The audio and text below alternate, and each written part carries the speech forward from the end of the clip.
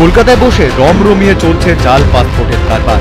বারাসতের কাজীপাড়া থেকে চক্রের সঙ্গে যুক্ত দুজনকে গ্রেপ্তার। ধৃত দুজনকে জেরায় কলকাতা পুলিশের স্ট্রিটের হাতে চাঞ্চল্যকর তথ্য।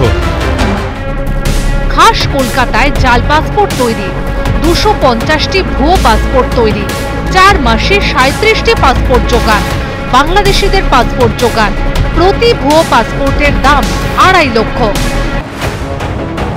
পুলিশের জালে প্রচুর ভুয়ো পরিচয়পত্র।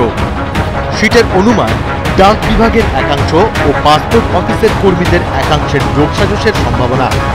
এখানে উঠছে একাধিক প্রশ্ন। ধৃতদের সঙ্গে কি বাংলাদেশের যোগ? কতদূর ছড়িয়ে এই চক্রের জাল? জালে চুনোপুটিরা, কিন্তু মূল মাথাদের হদিশ পেতে কালঘাম ছুটছে পুলিশের। পুলিশ সূত্রে খবর যে এই পাসপোর্ট কর্তৃপক্ষের তরফ থেকে অভিযোগ জমা পড়েছিল যে একই ডাকঘরে বিভিন্ন জায়গার থেকে ইতিমধ্যেই বেশ কিছু পাসপোর্ট তৈরির আবেদন জমা পড়েছিল। জাল আধার, জাল রেশন কার্ডের পর এখন শহর কলকাতার বুকে সক্রিয় জাল পাসপোর্ট চক্র। জাল পাসপোর্টের আড়ালে ভারতে আশ্রয় নিচ্ছেন অনুপ্রবেশকারীরা।